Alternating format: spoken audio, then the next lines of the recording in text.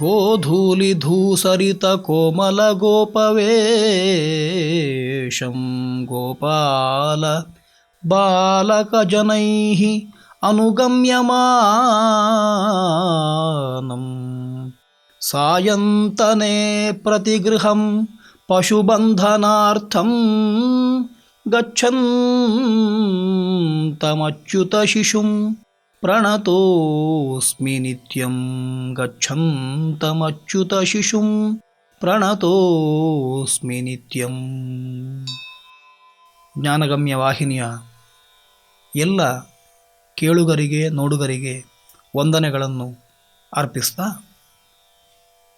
ಈ ಹೊತ್ತು ಜಾತಕರ್ಮ ಎನ್ನುವ ಸಂಸ್ಕಾರದ ಬಗ್ಗೆ ಕೆಲವು ವಿಚಾರಗಳನ್ನು ನೋಡುವ.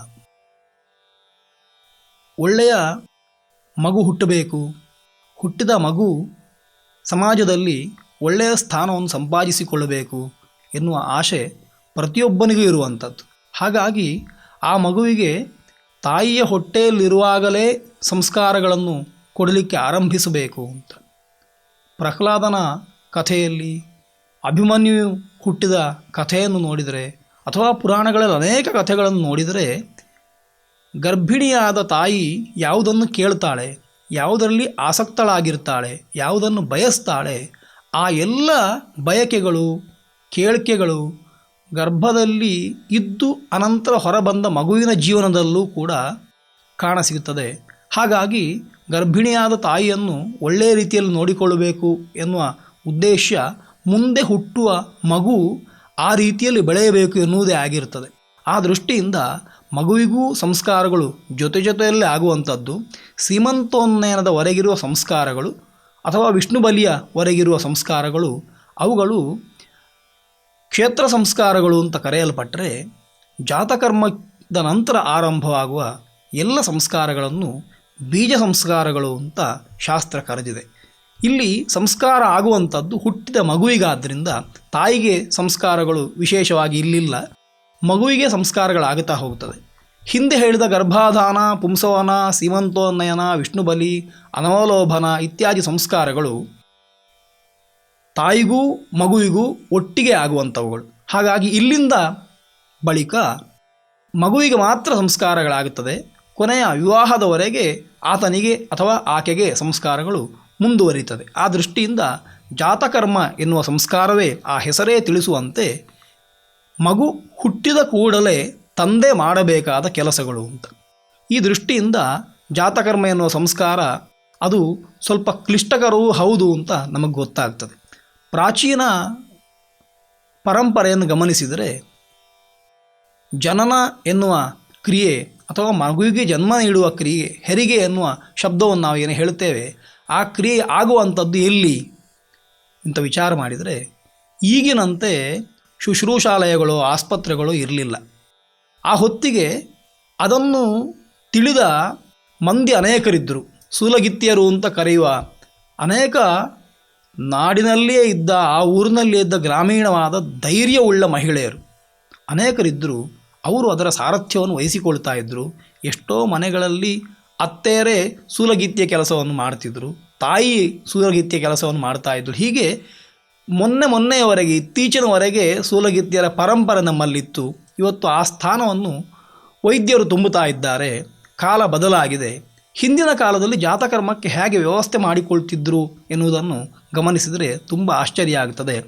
ಮನೆಗಳಲ್ಲಿ ವಾಯವ್ಯ ದಿಕ್ಕಿನ ಕೋಣೆಯನ್ನು ಸೂತಿಕಾಗೃಹ ಅಂತ ಕರೆದು ಅದನ್ನು ಶುದ್ಧಿಗೊಳಿಸ್ತಾ ಇದ್ದರು. ಅದನ್ನು ಧೂಪಾದಿಗಳಿಂದ ಧೂಪಿಸಿ ಮುಂದೆ ಹುಟ್ಟುವ ಮಗುವಿಗೆ ತೊಂದರೆ ಬಾರದ ರೀತಿಯಲ್ಲಿ ಅದನ್ನು ರಕ್ಷಣೆ ಮಾಡ್ತಾಯಿದ್ರು. ಅದರ ಕಿಟಕಿ ಬಾಗಿಲುಗಳನ್ನು ಮುಚ್ಚಿ ಹೊರಗಿನಿಂದ ಯಾವುದೇ ಗಾಳಿ, ಯಾವುದೇ ದುಷ್ಟಶಕ್ತಿಗಳು ಒಳಗೆ ಬಾರದ ಹಾಗೆ ರಕ್ಷಣೆ ಮಾಡ್ತಾಯಿದ್ರು. ಸೂತಿಕಾಗ್ರಹವನ್ನು ಶುದ್ಧವಾಗಿಡ್ತಾಯಿದ್ರು. ಮನೆಯಲ್ಲಿ ಒಬ್ಬಳು ಗರ್ಭಿಣಿ ಸ್ತ್ರೀ ಇದ್ದಾಳೆ ಅಂತ ಆದರೆ ಅವಳು ಯಾವ ಹೊತ್ತಿಗೆ ಪ್ರಸವಿಸ್ತಾಳೆ ಅಂತ ಗೊತ್ತಿಲ್ಲದಿದ್ದರೆ ಮೊದಲೇ ಸೂತಿಕಾಗ್ರಹವನ್ನು ಅತ್ಯಂತ ಶುದ್ಧವಾಗಿ ಇಡ್ತಾಯಿದ್ರು. ಅದಕ್ಕೋಸ್ಕರ ಅರಶಿನ, ಗೋಮಯ ಇತ್ಯಾದಿ ಪದಾರ್ಥಗಳನ್ನು ಯಥೇಚ್ಛವಾಗಿ ಬಳಸ್ತಾ ಇದ್ದರು ಕೂಡ. ಈ ದೃಷ್ಟಿಯಿಂದ ಸೂತಕಾಗ್ರಹದಲ್ಲಿ ಆಕೆಯನ್ನು ಕುಳ್ಳಿರಿಸಿ ಪ್ರಸವಿಸಿದ ಬಳಿಕ ಆಕೆಯ ಹೊಕ್ಕುಳ ಬಳ್ಳಿಯನ್ನು ಕತ್ತರಿಸಲಿಕ್ಕೆ ಶಿಶುವಿಗೂ ತಾಯಿಗೂ ಸಂಪರ್ಕವನ್ನು ಸಂಪಾದಿಸಿಕೊಟ್ಟ, ಅಲ್ಲಿಯವರೆಗೆ ಶಿಶುವಿಗೆ ಆಹಾರಾದಿಗಳನ್ನು ಒದಗಿಸಿದ ಆ ಹೊಕ್ಕುಳ ಬಳ್ಳಿಯನ್ನು ಕತ್ತರಿಸುವ ಕ್ರಿಯೆಯನ್ನು ಪ್ರಧಾನವಾಗಿ ಜಾತಕರ್ಮ ಎನ್ನುವಂಥದ್ದು ಒಳಗೊಂಡದ್ದು. ಅದನ್ನು ತಂದೆ ತಾನೇ ಬಂದು ಕತ್ತರಿಸಬೇಕು ಅಂತ ವಿಧಿ ಇರುವಂಥದ್ದು. ಇವತ್ತಿನ ಜೀವನದಲ್ಲಿ ಸ್ವಲ್ಪ ಅದು ಕಷ್ಟಕರವಾದ್ದು.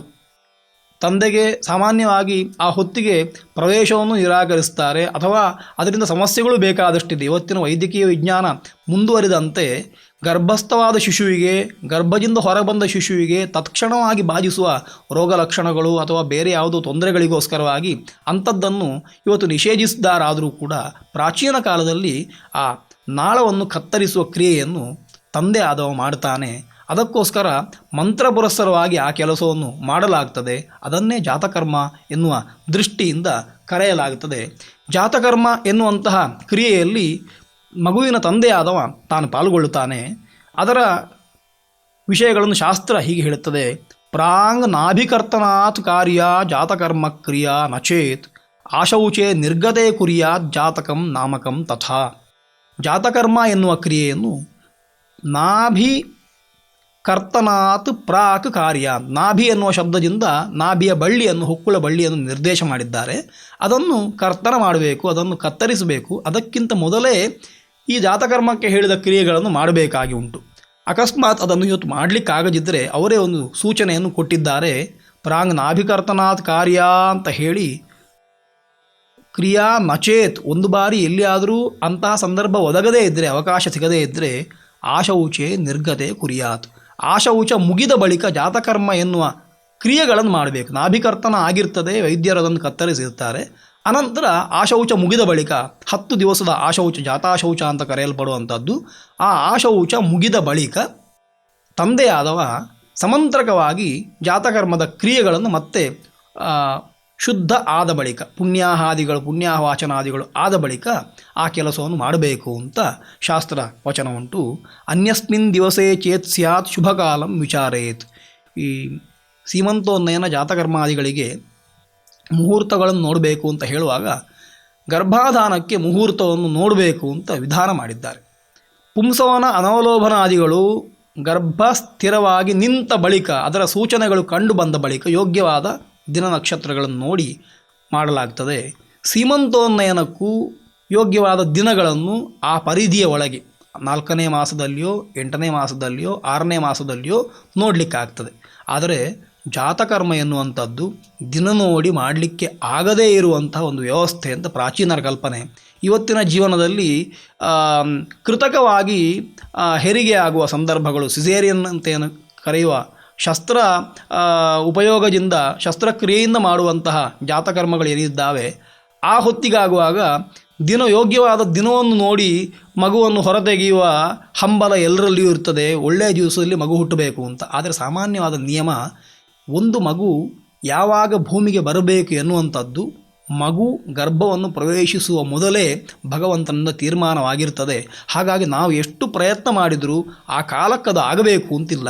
ಅದಕ್ಕಿಂತ ಹೆಚ್ಚಾಗಿ ಅದು ಹುಟ್ಟಿದ ಹೊತ್ತನ್ನು ಇದೇ ಆಗಬೇಕು ಅಂತ ನಿರ್ಧಾರ ಮಾಡುವುದಕ್ಕಿಂತ ಬದಲು ಹುಟ್ಟಿದ ಹೊತ್ತನ್ನು ಮಗು ಹುಟ್ಟಿದ ಶುಭಗಳಿಗೆ ಅಂತ ಎಣಿಸಿ ಸ್ವೀಕರಿಸುವಂಥದ್ದು ದೊಡ್ಡದಾಗುತ್ತದೆ. ಆ ದೃಷ್ಟಿಯಿಂದ ಎಲ್ಲರೂ ಅಂತಹ ವ್ಯವಸ್ಥೆಗೆ ಸಮಾಧಾನವನ್ನು ಪಟ್ಟುಕೊಳ್ಳಬೇಕು ಅಂತ. ಅನೇಕ ಜನರಿಗೆ ಪ್ರಶ್ನೆ ಇರ್ತದೆ, ಮಗುವನ್ನು ಯೋಗ್ಯವಾದ ಹೊತ್ತಿನಲ್ಲಿ ಸಿಸೇರಿಯನ್ ಮಾಡಲಿಕ್ಕಾಗಲಿಲ್ಲ, ಆ ಸಂದರ್ಭ ಇದ್ದರೂ ಮಾಡಲಿಕ್ಕಾಗೋದಿಲ್ಲ ಅಂತ ವೈದ್ಯರೇ ಹೇಳುವುದುಂಟು. ಯಾವ ಹೊತ್ತು ಬೇಕು ಅಂತ ನೋಡಿ ಆ ಹೊತ್ತಿಗೆ ಆದರೆ ಪ್ರಯತ್ನ ಮಾಡ್ತೇನೆ ಅಂತ. ಕೆಲವು ಬಾರಿ ಹೊತ್ತು ಮೀರಿಯೂ ಜನನವಾಗಬಹುದು, ಹೊತ್ತಿಗಿಂತ ಮೊದಲು ಜನನ ಆಗಬಹುದು. ಇದು ಭಗವತ್ ಸಂಕಲ್ಪ ಅಂತ ಸ್ವೀಕರಿಸಬೇಕು. ಆದರೆ ಸ್ವಾಭಾವಿಕವಾದ ಹೆರಿಗೆ ಎನ್ನುವಂಥದ್ದು ಕೂಡ ಶುಭವಾದ ಲಗ್ನದಲ್ಲಿ ಆಗಬೇಕು ಅಂತ ಯಾವ ನಿಯಮವೂ ಇಲ್ಲ. ಸಾಮಾನ್ಯವಾಗಿ ಗರ್ಭಾಧಾನಕ್ಕೆ ಮುಹೂರ್ತವನ್ನು ಹೇಳಿದ್ರಿಂದ ಗರ್ಭ ಇಂತಹ ದಿವಸ ನಿಂತರೆ ಇಷ್ಟು ಹೊತ್ತಿನಲ್ಲಿ ಗರ್ಭ ಎನ್ನುವಂಥದ್ದು ಹೊರಬರಬಹುದು, ಮಗು ಹುಟ್ಟಬಹುದು ಎನ್ನುವ ಆಲೋಚನೆಯನ್ನು ಮಾಡಿಕೊಳ್ಳಲಿಕ್ಕೆ ಪುರುಷನಾದವನಿಗೆ ಅಥವಾ ಜನಕನಾದವನಿಗೆ ಅವಕಾಶ ಉಂಟು. ಆ ಅವಕಾಶವನ್ನು ಬಳಸಿಕೊಂಡು ಯಥಾಸಾಧ್ಯವಾಗಿ ಆತ 9 ತಿಂಗಳ ಪರಿಧಿಯನ್ನು ನೋಡಿಕೊಂಡು, ಕಾಲಾವಕಾಶವನ್ನು ನೋಡಿಕೊಂಡು ಗರ್ಭಾಧಾನವನ್ನು ಮಾಡಲಿಕ್ಕೆ ಶಕ್ತನಾಗಿದ್ದಾನೆ. ಆದರೆ 9ನೇ ತಿಂಗಳು ಪೂರ್ತಿಯಾಗಿಯೇ ಗರ್ಭ ಹೊರಬರಬೇಕು, ಪುತ್ರ ಜನನ ಆಗಬೇಕು ಅಂತ ನಿರೀಕ್ಷಿಸುವುದು ತಪ್ಪಾಗುತ್ತದೆ. ಸಾಧ್ಯ ನಮ್ಮ ಕೈಯಲ್ಲಿಲ್ಲ. ಅಥವಾ 8ನೇ ತಿಂಗಳಿಗೂ ಶಿಶುವಿನ ಜನನ ಆಗಬಹುದು. 9 ತಿಂಗಳು ಪೂರ್ತಿ ಆಗದೆ ಮಧ್ಯದಲ್ಲೂ ಆಗಬಹುದು. ಇದರಿಂದಾಗಿ ನಮಗೆ ಗೊತ್ತಾಗ್ತದೆ, ಒಂದು ಮನುಷ್ಯ ಹುಟ್ಟುವುದು, ಮನುಷ್ಯ ಸಾಯುವುದು ಎರಡೂ ಕೂಡ ದೇವರ ಸಂಕಲ್ಪದ ರೀತಿಯಲ್ಲಿ ಆಗುವುದರಿಂದ ಮುಂದಿನ ಆಯುಷ್ಯಾದಿಗಳು ಅದೇ ಹೊತ್ತನ್ನು ಅವಲಂಬಿಸಿಕೊಂಡು ತೀರ್ಮಾನವಾಗುವುದರಿಂದ ಭಗವತ್ ಸಂಕಲ್ಪದ ರೀತಿಯಲ್ಲಿ ಇದು ಎರಡೂ ನಮ್ಮ ಕೈಯಲ್ಲಿಲ್ಲ ಅಂತ. ನಮ್ಮ ಕೈಯಲ್ಲಿ ಇಲ್ಲದ ವಿಷಯಕ್ಕೆ ಪರಿತಾಪ ಮಾಡುವಂಥದ್ದು ಮೂರ್ಖರ ಲಕ್ಷಣವಾಗ್ತದೆ. ಹಾಗಾಗಿ ಈ ವಿಷಯದಲ್ಲಿ ಯಾರೂ ಕೂಡ ಭ್ರಾಂತರಾಗುವ ಅಥವಾ ವಿವೇಕವನ್ನು ಕಳೆದುಕೊಳ್ಳುವಂತಹ ಅವಶ್ಯಕತೆ ಇಲ್ಲ. ಸಾಮಾನ್ಯವಾಗಿ ವಿಚಾರಿಸಿದರೆ ಗೊತ್ತಾಗುತ್ತದೆ, ಶಾಸ್ತ್ರ ಎಲ್ಲಿಯೂ ಕೂಡ ಅದನ್ನು ನಿರ್ಬಂಧವಾಗಲಿಲ್ಲ. ಆ ಹೊತ್ತಿಗೆ ಪ್ರಸವ ಆಗಬೇಕು, ಅದಕ್ಕೋಸ್ಕರ ಯಾವುದೇ ಗಡಿಬಿಡಿ ಮಾಡದೆ, ಯಾವುದೇ ಉದ್ವೇಗಕ್ಕೆ ಒಳಗಾಗದೆ. ಯಾಕೆ ಅಂತಂದರೆ ಪ್ರಸವದ ಹೊತ್ತಿಗೆ ಉಳಿದವರು ಉದ್ರೇಕಕ್ಕೆ ಉದ್ವೇಗಕ್ಕೆ ಅಂತಂದರೆ ಪ್ರಸವಿಸುವಂತಹ ಸ್ತ್ರೀಯು ಕೂಡ ತಾನು ಉದ್ವಿಗ್ನಳಾಗ್ತಾಳೆ. ಹಾಗಾಗಿ ಅವಳಿಗೆ ಅಂತಹ ಮನಸ್ಥಿತಿ ಬಾರದ ರೀತಿಯಲ್ಲಿ ಆಕೆಯನ್ನು ಸಿದ್ಧಪಡಿಸಬೇಕಾದ್ದು ಎಲ್ಲರ ಕರ್ತವ್ಯವಾದ್ದರಿಂದ ಎಲ್ಲರೂ ಕೂಡ ಸಮಾಹಿತ ಮನಸ್ಕರಾಗಿ ಒಳ್ಳೆಯ ಚಿಂತನೆ ಉಳ್ಳವರಾಗಿದ್ದರೆ ಆ ಹೊತ್ತನ್ನು ನಿಭಾಯಿಸಬಹುದು ಅಂತ. ಹಾಗಾಗಿ ವೈದ್ಯರು ಅದನ್ನು ಹೇಳ್ತಾರೆ. ಸಾಮಾನ್ಯವಾಗಿ ಹಿಂದಿನ ಕಾಲದಲ್ಲಿ ಸೂಲಗಿತ್ತಿಯರು ಸಣ್ಣ ಮಕ್ಕಳನ್ನು ಅಥವಾ ಶಬ್ದವನ್ನು ಎಲ್ಲವನ್ನು ನಿಲ್ಲಿಸಿ ಯಾರನ್ನು ಆ ಕಡೆಗೆ ಸುಳಿಯಲಿಕ್ಕೂ ಬಿಡದೆ ದ್ವಾರಪಾಲಕರಾಗಿ ಬಲವಾಗಿ ಆ ಜಾಗದಲ್ಲಿ ನಿಂತು ತಾವು ಆ ಕೆಲಸವನ್ನು ಮಾಡ್ತಾಯಿದ್ರು, ಅತ್ಯಂತ ಶ್ರದ್ಧೆಯಿಂದ ಮಾಡ್ತಾಯಿದ್ರು ಅಂತ ನೋಡಿದರೆ ನಮಗೆ ಆ ಕ್ರಿಯೆಗೆ ಎಷ್ಟು ಮಹತ್ವವನ್ನು ಮನುಷ್ಯ ಕೊಡ್ತಾ ಇದ್ದಾನೆ ಅಂತ ಗೊತ್ತಾಗ್ತದೆ. ಇನ್ನೊಂದು ಮಹತ್ವದ ವಿಚಾರ, ಎಲ್ಲ ಪ್ರಾಣಿಗಳು ಮರಿ ಹಾಕ್ತವೆ, ಎಲ್ಲ ಪ್ರಾಣಿಗಳು ತಮ್ಮ ಸಂತಾನವನ್ನು ಉತ್ಪತ್ತಿ ಮಾಡ್ತವೆ. ಅವು ಯಾವ ಸೂಲಗಿತ್ತಿಯನ್ನು ಅಪೇಕ್ಷಿಸುವುದಿಲ್ಲ. ಮನುಷ್ಯ ಮಾತ್ರ ಅಸ್ವತಂತ್ರನಾಗಿ ತಾನದನ್ನು ಅಪೇಕ್ಷೆ ಪಡ್ತಾನೆ. ಈ ದೃಷ್ಟಿಯಿಂದ ನಾವು ಆಲೋಚನೆ ಮಾಡಬೇಕಾದದ್ದು, ನಾವು ಒಂದು ಹಂತದಲ್ಲಿ ಪ್ರಾಣಿಗಳಷ್ಟು ಬಲಿಷ್ಠರಾಗಿಲ್ಲ, ಮಾನಸಿಕವಾಗಿಯೂ ದೈಹಿಕವಾಗಿಯೂ. ಆದ್ದರಿಂದ ನಮ್ಮ ದೇಹದ ಮನಸ್ಸಿನ ಸ್ಥಿತಿಯನ್ನು ನೋಡಿಕೊಂಡು ಜಾತಕರ್ಮ ಎನ್ನುವ ಸಂಸ್ಕಾರವನ್ನು ಮಾಡಬೇಕು ಅಂತ ಶಾಸ್ತ್ರದಕ್ಕೆ ಬೇಕಾದ ನಮಗೆ ವ್ಯವಸ್ಥೆಯನ್ನು ಮಾಡಿಕೊಟ್ಟಿದೆ. ಆ ಸಂಸ್ಕಾರಕ್ಕೆ ಫಲವನ್ನು ಹೇಳ್ತಾರೆ, ಗರ್ಭಾಂಬು ಪಾನಜಃ ದೋಷಃ ಜಾತಾತ್ ಸರ್ವೋಪಿ ನಶ್ಯತಿ. ಜಾತಕರ್ಮ ಎನ್ನುವ ಕ್ರಿಯೆಯನ್ನು ಸಮಂತ್ರಕವಾಗಿ ಮಾಡುವುದರಿಂದ ಮಗುವಿಗೆ ಬರುವ ದೋಷಗಳು ನಿವೃತ್ತಿಯಾಗ್ತದೆ. ಆ ದೋಷಗಳು ಹೇಗೆ ಬರ್ತದೆ ಎನ್ನುವುದಕ್ಕೆ ಉತ್ತರ ಕೊಡ್ತಾ, ಗರ್ಭಾಂಬು ಪಾನಜಃ ದೋಷಃ. ತಾಯಿಯ ಗರ್ಭದಲ್ಲಿ ಮಗು ಇರುವಾಗ ಗರ್ಭದಲ್ಲಿರುವ ಗರ್ಭವಾರಿ ಅಥವಾ ಗರ್ಭಾಂಬು ಎನ್ನುವ ಏನು ನೀರಿದೆ ಅದನ್ನು ಮಗು ಕುಡಿತದೆ, ಮಗುವಿನ ಬಾಯಿಯೊಳಗದು ಹೋಗುತ್ತದೆ. ಅದು ಸ್ವಲ್ಪ ಮಗುವಿನ ಪುಷ್ಟಿಗೆ ಕಾರಣವಾಗುವಂತಹ ಆಹಾರ ವಸ್ತುಗಳು ಮಗುವಿಗೆ ತಾಯಿಯ ಗರ್ಭದಿಂದ ಹೋಗ್ತಾ ಇದ್ದರೂ ಗರ್ಭದಲ್ಲಿರುವ ಗರ್ಭಚೀಲದಲ್ಲಿರುವಂತಹ ನೀರು ಅದು ವಿಷಕಾರಿಯಾಗ್ತದೆ, ಮಗುವಿನ ಬೆಳವಣಿಗೆಗೆ ಮಾರಕವಾಗ್ತದೆ. ಹಾಗಾಗಿ ಅಂತಹ ನೀರನ್ನು ಮಗು ಪಾನ ಮಾಡಿದ್ದಲ್ಲಿ, ಅದರಿಂದ ಬರುವ ದೋಷಗಳಿದ್ದಲ್ಲಿ ಜಾತಕರ್ಮ ಎನ್ನುವ ಮಂತ್ರ ಸಂಸ್ಕಾರವನ್ನು ಮಾಡಿದ ಕೂಡಲೇ ಆ ದೋಷಗಳು ನಿವೃತ್ತಿಯಾಗುತ್ತದೆ. ಆಯುರ್ವರ್ಚೋಭಿವೃದ್ಧಿಶ್ಚ ಸಿದ್ಧಿ ವ್ಯವಹೃತೆ ತಥಾ. ಮುಂದಿನ ಸಂಸ್ಕಾರಗಳ ಫಲಗಳನ್ನು ಹೇಳ್ತಾರೆ. ಜಾತಕರ್ಮ ಮಾಡುವುದರಿಂದ ಆಯುಸ್ಸು ವೃದ್ಧಿಯಾಗುತ್ತದೆ. ಎಲ್ಲ ಮಕ್ಕಳಿಗೆ ದೀರ್ಘಾಯುಷ್ಯವನ್ನು ಎಲ್ಲ ತಂದೆ ತಾಯರು ಬಯಸ್ತಾರೆ. ಆಯುಷ್ಯ ಎನ್ನುವಂಥದ್ದು ಹುಟ್ಟಿದ ಕ್ಷಣದಲ್ಲಿ ತೀರ್ಮಾನವಾಗುವಂಥದ್ದು.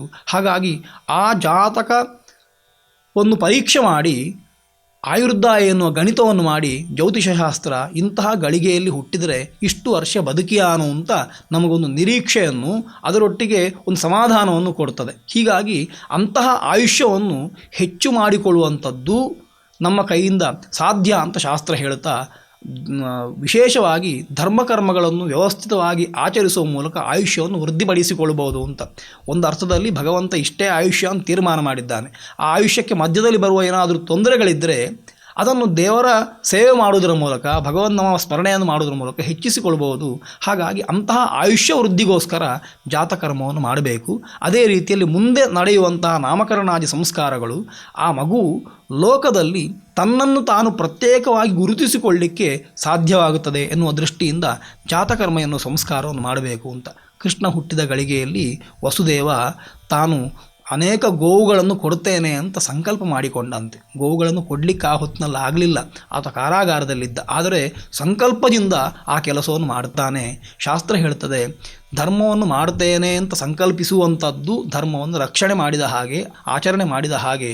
ಹಾಗಾಗಿ ಸಂಕಲ್ಪವನ್ನಾದರೂ ಮಾಡಿಕೊಳ್ಳಬೇಕು ಅಂತ. ಜಾತಕರ್ಮ ಎನ್ನುವ ಕ್ರಿಯೆಯನ್ನು ವ್ಯವಸ್ಥಿತವಾಗಿ ಮಾಡಲಿಕ್ಕೆ ಎಲ್ರಿಗೂ ಸಾಧ್ಯ ಆಗದೇ ಹೋಗಬಹುದು. ಆದರೆ ಆ ಹೊತ್ತಿಗೆ ಮಾಡಬೇಕಾದ ಕರ್ತವ್ಯ ಕರ್ಮಗಳನ್ನು ಮೊದಲೇ ನಾವು ಆಲೋಚಿಸಿಕೊಂಡಲ್ಲಿ ಆ ಹೊತ್ತಿಗೆ ಅದನ್ನು ಮಾಡಲಿಕ್ಕಾಗ್ತದೆ.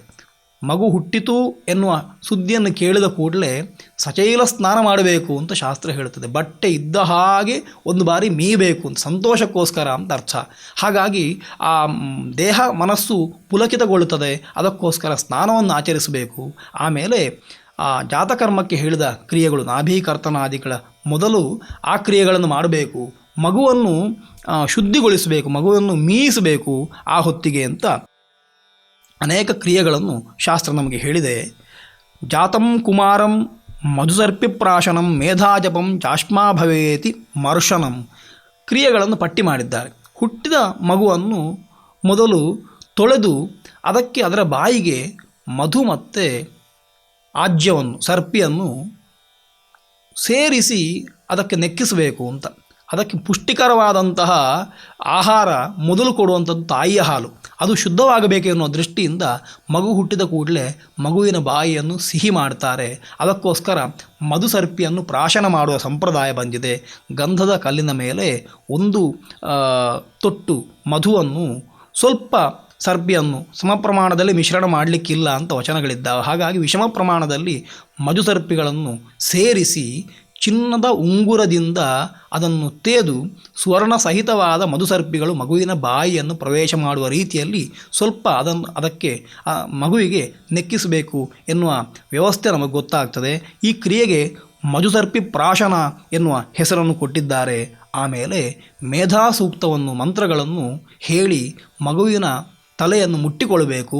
ಮುಂದೆ ಹುಟ್ಟುವ ಮಗು ಮೇಧಾವಿಯಾಗಲಿ ಎನ್ನುವಂಥದ್ದು ಇದರ ಅಂತರರ್ಥ. ಆಮೇಲೆ ಅಶ್ಮಾಭವ ಎನ್ನುವ ಮಂತ್ರದಿಂದ ಮಗುವಿನ ಅಭಿಮರ್ಶನವನ್ನು ಮಾಡಬೇಕು.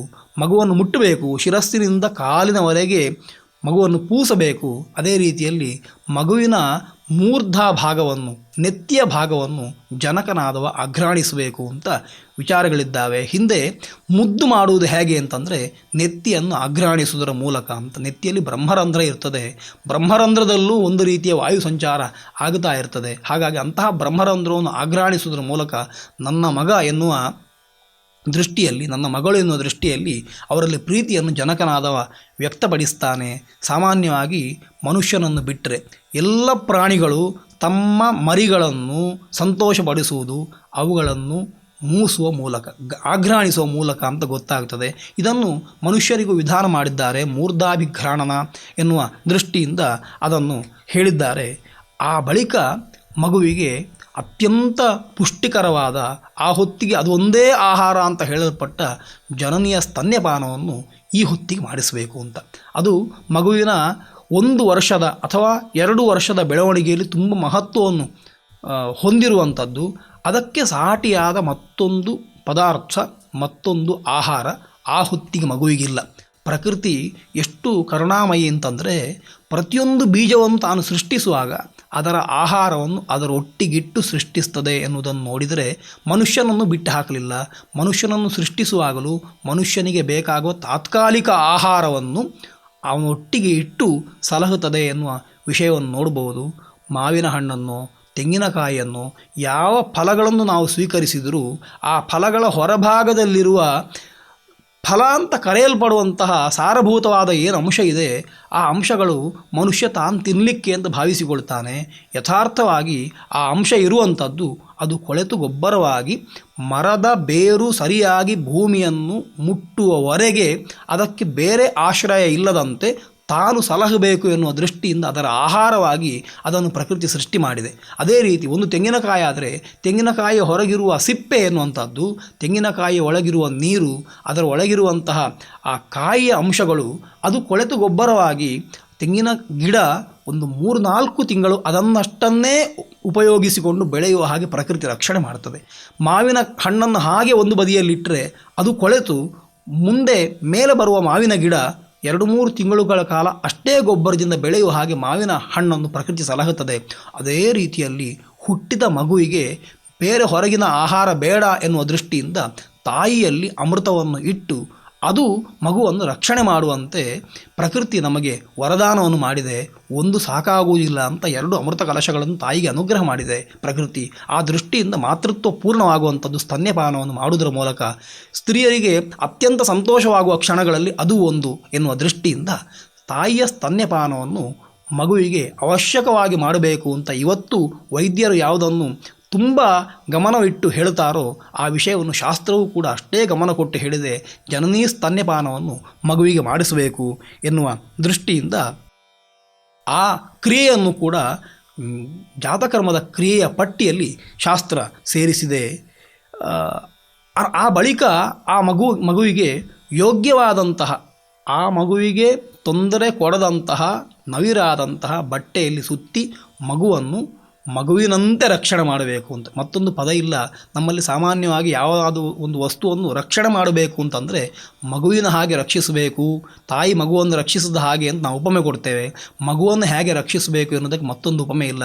ಮಗುವನ್ನು ಮಗುವಿನ ಹಾಗೆ ರಕ್ಷಿಸಬೇಕು ಅಥವಾ ಮಗುವನ್ನು ದೇವರ ಹಾಗೆ ರಕ್ಷಿಸಬೇಕು ಎನ್ನುವ ದೃಷ್ಟಿಯಿಂದ ಜಾತಕರ್ಮ ಎನ್ನುವ ಈ ಕ್ರಿಯೆ ಇಲ್ಲಿಗೆ ಸಂಪನ್ನಗೊಳ್ಳುತ್ತದೆ. ಇದು ಇಷ್ಟು ಕ್ರಿಯೆಗಳು, ಮೂರ್ಧಾಭಿಘ್ರಾಣನ, ಮೂರ್ಧಾಭಿಮರ್ಶನ ಅಥವಾ ಮೇಧಾಜಪ, ಮಧುಸರ್ಪಿ ಪ್ರಾಶನ ಎನ್ನುವ 4 ಕ್ರಿಯೆಗಳೇನಿದ್ದಾವೆ, ಈ 4 ಕ್ರಿಯೆಗಳು ನಾಭಿ ಕರ್ತನಕ್ಕಿಂತ ಮೊದಲು, ಅಂದರೆ ಹೊಕ್ಕುಳ ಬಳ್ಳಿಯನ್ನು ಕತ್ತರಿಸುವುದಕ್ಕಿಂತ ಮೊದಲೇ ಆಗುತ್ತದೆ. ಅಲ್ಲಿವರೆಗೆ ಮಗುವನ್ನು ಹಾಗೆ ಹಿಡ್ಕೊಳ್ಬೇಕು ಅಂತ. ಇವತ್ತಿನ ಸಂದರ್ಭಕ್ಕೆ ಆ ಅಷ್ಟು ಕ್ರಿಯೆಗಳನ್ನು ನಡೆಸುವುದು ಕಷ್ಟ.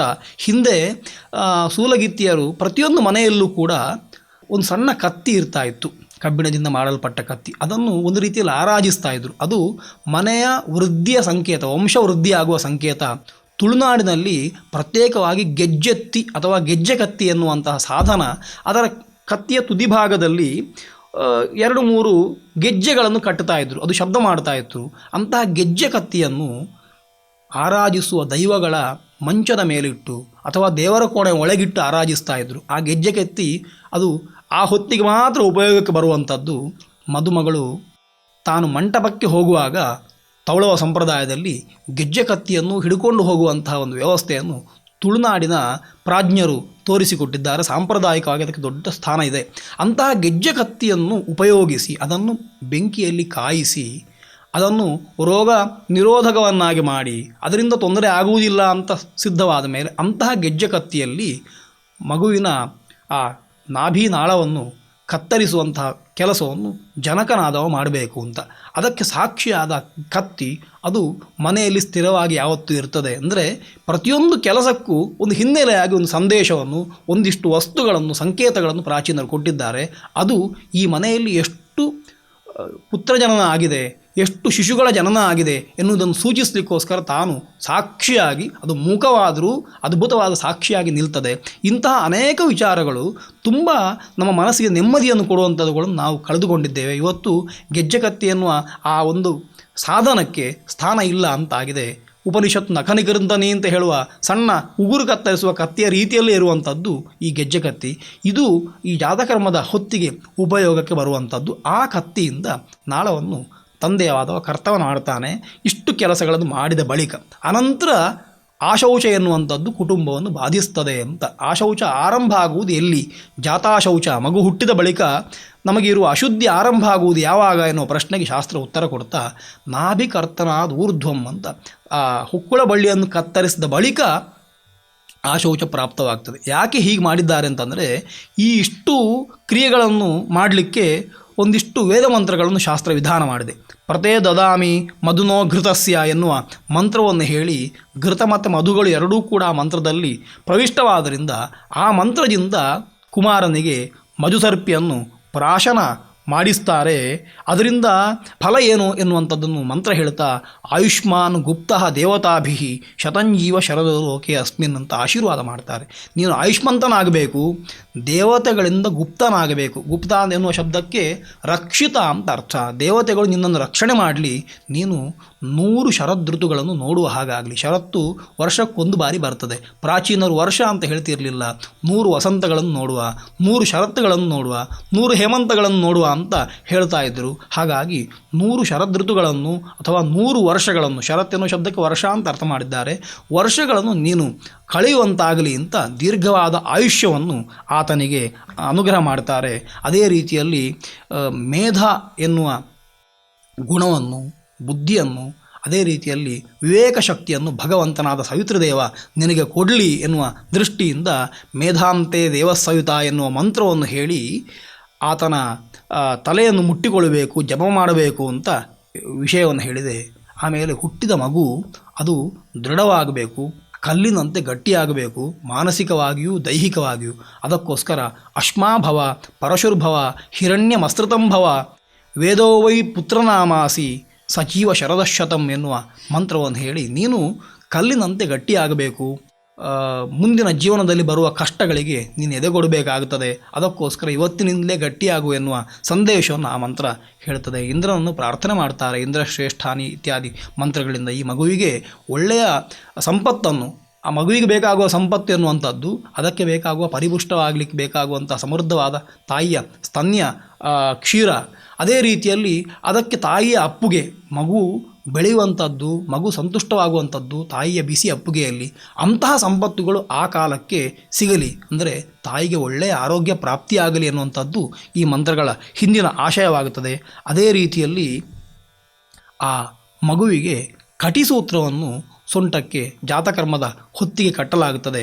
ಎಕ್ಕೆಯ ಗಿಡದ ನಾರಿನಿಂದಲೋ ಅಥವಾ ನಾರುಗಳಿಂದಲೋ ಮಾಡಿದ, ಅಂದರೆ ಲೋಹಮಯವಾದಂತಹ ಸೂತ್ರಗಳನ್ನು ಹೇಳಿಲ್ಲ. ಕಾರಣ ಏನು ಅಂತಂದರೆ ಮಗು ತುಂಬ ಕೋಮಲವಾಗಿರುವಂಥದ್ದು, ಅದರಲ್ಲಿ ರಕ್ತ ಕಾಣ್ತಾ ಇರ್ತದೆ ಚರ್ಮದಲ್ಲಿ. ಅಷ್ಟು ಕೋಮಲವಾಗಿರುವಂತಹ, ಅಷ್ಟು ಮೃದುವಾಗಿರುವ ಮಗುವಿಗೆ ತೊಂದರೆ ಆಗಬಾರ್ದು ಅನ್ನೋ ದೃಷ್ಟಿಯಿಂದ ಮೃಳಾನ ನಾಳವು, ಪದ್ಮದ ಒಳಗಿರುವಂಥ ನಾಳ ಅತ್ಯಂತ ಕೋಮಲವಾಗಿರುವಂಥದ್ದು, ಅಥವಾ ಅರ್ಕ ಗಿಡದ ನಾಳ, ಅಂತಹ ನಾಳವನ್ನು ಸಿಗಿದು ಅದರ ಒಳಗಿರುವಂತಹ ಮೃಣಾಲಗಳಿಂದ ಅಥವಾ ಸಣ್ಣ ನೂಲಿನಂತಹ, ರೇಷ್ಮೆಯ ನೂಲಿನಂತಹ ಅವಯವಗಳಿಂದ ಹಗ್ಗವನ್ನು ತಯಾರಿಸಿ, ಸೂತ್ರವನ್ನು ತಯಾರಿಸಿ ಆ ಕಟಿ ಸೂತ್ರವನ್ನು ಮಗುವಿನ ಸೊಂಟದ ಭಾಗಕ್ಕೆ ಕಟ್ಟುವುದು ಕೂಡ ಮಗುವಿನ ಆಯುಷ್ಯ ವೃದ್ಧಿಗೆ ಕಾರಣವಾಗುತ್ತದೆ ಅಂತ. ಇಷ್ಟು ಕೆಲಸಗಳು ಸಮಂತ್ರಕವಾಗಿ ನಡೆಯುವುದರಿಂದ, ವೇದ ಮಂತ್ರಗಳನ್ನು ಹೇಳಿ ನಡೆಯುವುದರಿಂದ, ಆಶೌಚದಲ್ಲಿ ವೇದ ಮಂತ್ರಗಳನ್ನು ಹೇಳಲಿಕ್ಕೆ ಅವಕಾಶ ಇಲ್ಲ.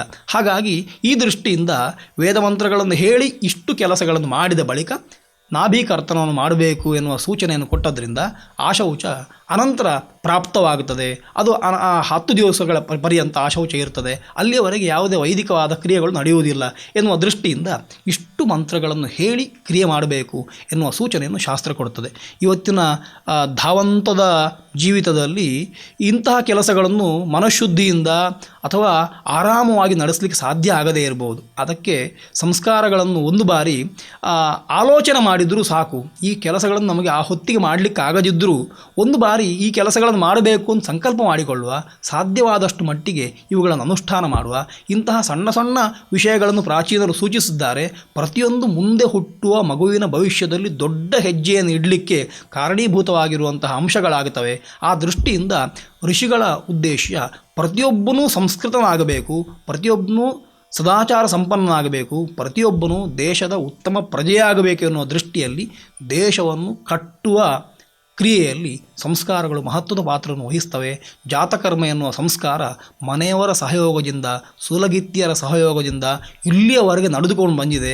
ಮುಂದೆಯೂ ಕೂಡ ನಿರ್ವಿಘ್ನವಾಗಿ ಇಂತಹ ಸಂಸ್ಕಾರಗಳು ದೇಶದಲ್ಲಿ ನಡೆಯಲಿ, ಎಲ್ಲರೂ ಸಂಸ್ಕಾರವಂತರಾಗಲಿ ಅಂತ ಈ ಮೂಲಕ ದೇವರಲ್ಲಿ ಪ್ರಾರ್ಥಿಸ್ತೇನೆ.